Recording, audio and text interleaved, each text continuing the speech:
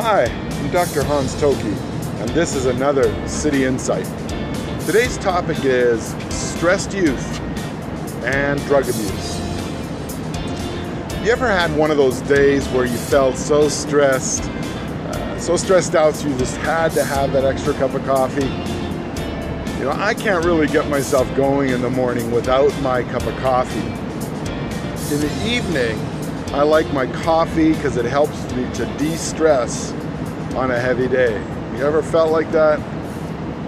It's popular in America today to use whatever means to lower our stress. This is even more common among those who live in extremely stressful environments.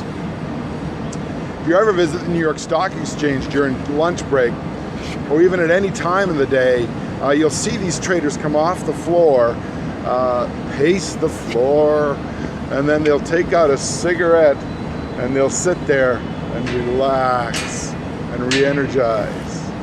Hey, I'm standing in front of the Pepsi-Cola sign. If it wasn't more obvious as corporate advertising for free, maybe you've wanted to have that Pepsi just to chill for a day.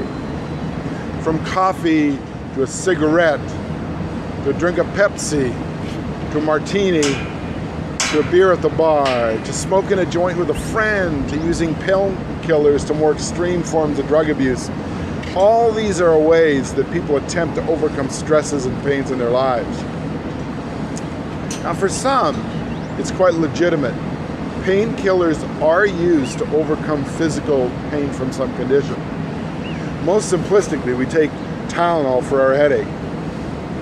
When my son tore his ACL, they gave him very strong painkillers after surgery.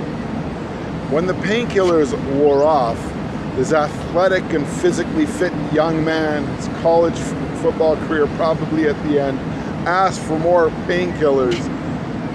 He cried a little bit too from the pain. Yes, grown men even do cry with a torn ACL. I'll never forget my mother when she was dying, as she was fed super high doses of morphine to counter the pain of terminal bone cancer. So yes, painkillers are a part of our life. In this City Insight, we want to review if becoming a substance abuser is directly connected to stress for those living in the inner city, and especially urban youth. We're particularly going to use the case of the translation of substance abuse from fathers to sons. A recent epidemic in America, particularly among white youth, is the rise of painkillers or opioids. Oxycodone is the pain medication we hear about that is used to treat moderate to severe pain. Now it has emerged as the round-the-clock desensitizer to pain and this presumption of stress. We all know about marijuana and its medical use and its recreational use, and this debate on whether it should be legal in America or not. Some say yes, some say no. But now with some states legalizing marijuana, it's becoming more accessible and acceptable as a way to de-stress one's life. In teaching classes, we've heard this term, marijuana for breakfast, have you? Well, as a student comes into class smelling of pot, you can just see the room change sometimes. I had a student come into a midterm once with a high, all glassy-eyed and smelling like pot. I want to know, can one truly do better on an exam when they're high? Well, students to this day tell me, well, it relaxes me. Brings me back to Jerry Potter's house.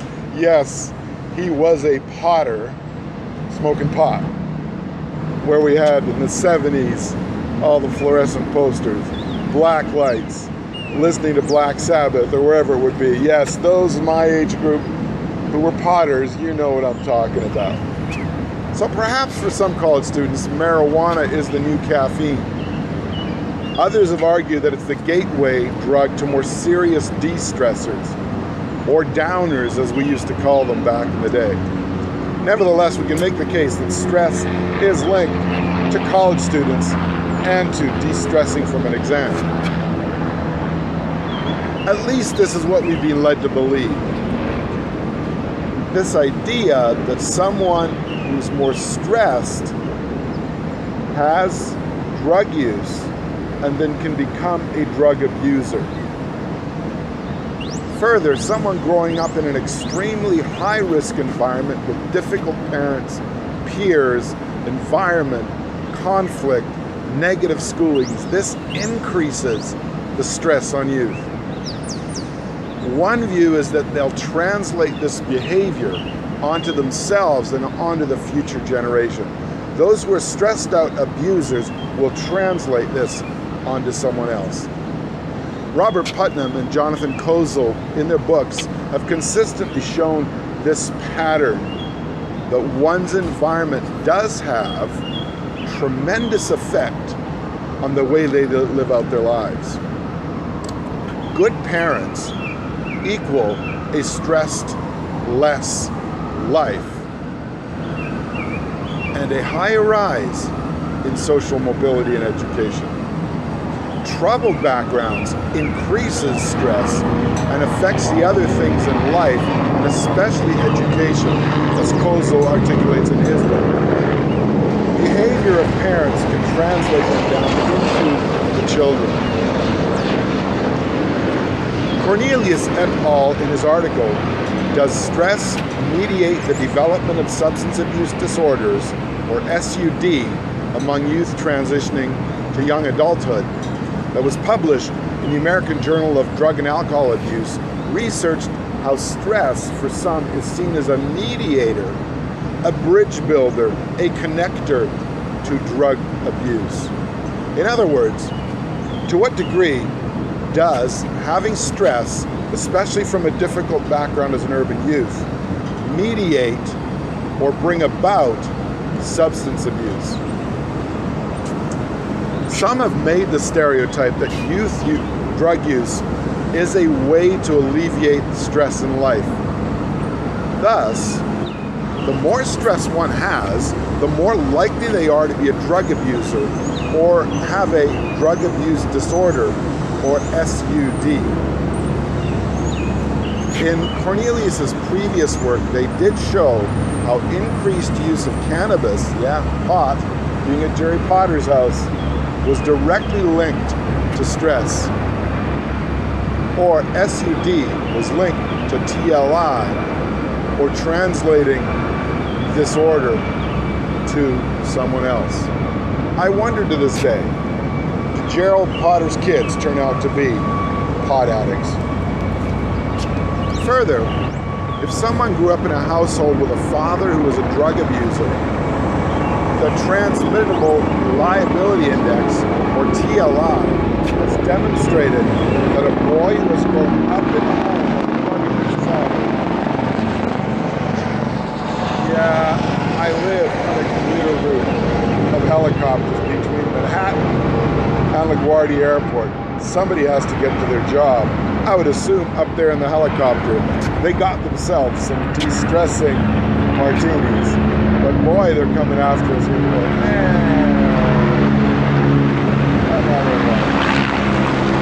Wouldn't you like to de-stress by riding a helicopter and having a martini?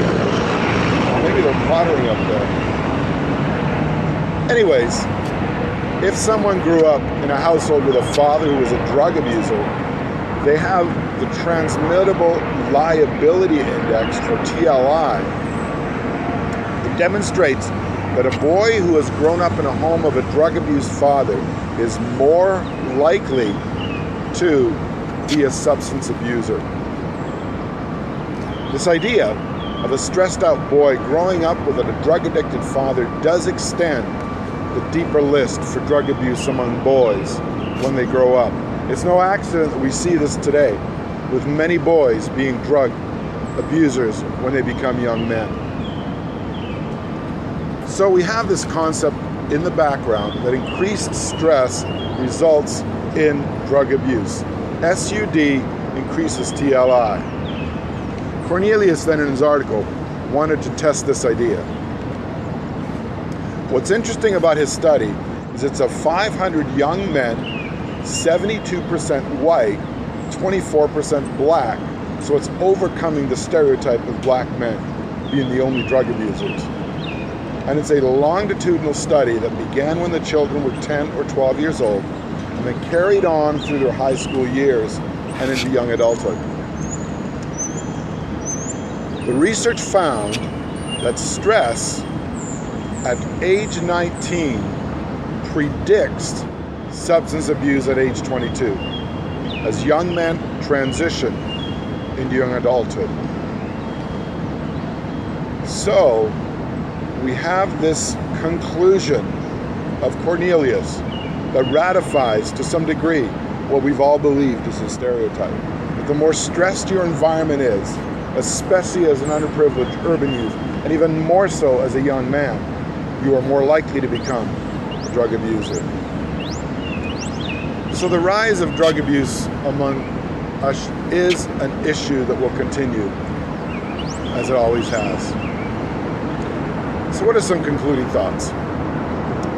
To what degree are opioids de-stressors that help someone overcome their pain in life is one that I ask.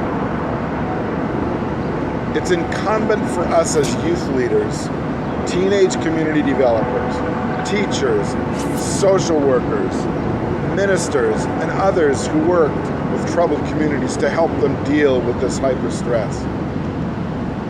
We must help them find other ways to translate a more positive response rather than resorting to the patterns of using drugs that were handed down from fathers to sons.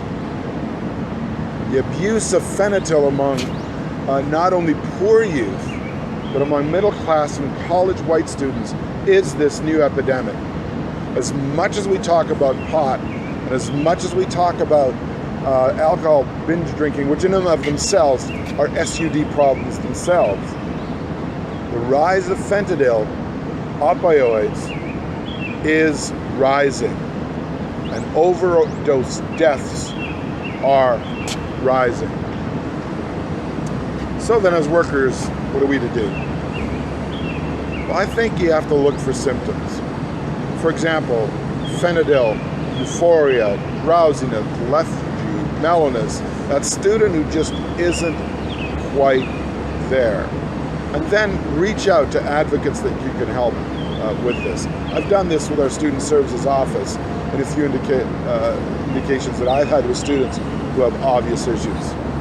For those working with youth, it's incumbent for us to watch the signs and then get the help that's needed before they die.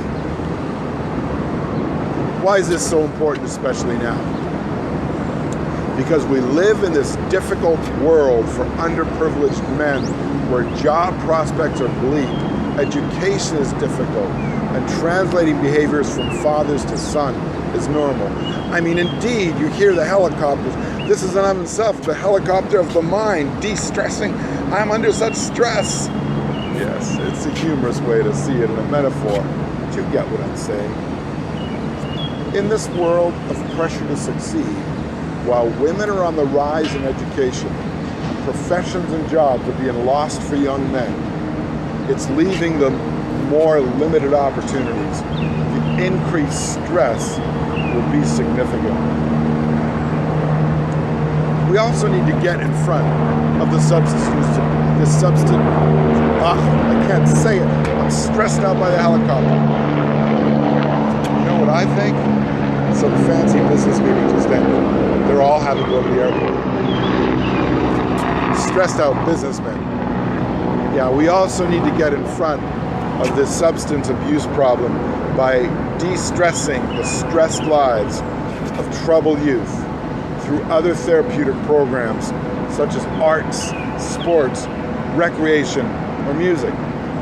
I've recently become a consultant with an organization here in New York City called Thrive Collective, which is working to insert art as therapy into public schools where they've eliminated arts funding.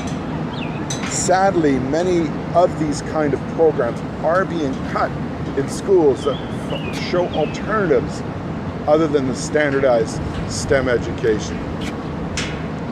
So in the end, overcoming the helicopters of the mind that stress us, let's be aware of the stress of youth. Get in front of the problem through identifying the problem, and let's offer programs of support to those in need. I'm Dr. Hans Tokke, and this has been another helicopter-infused, stressed out City Insight. Go have a coffee, and I'll see you next time.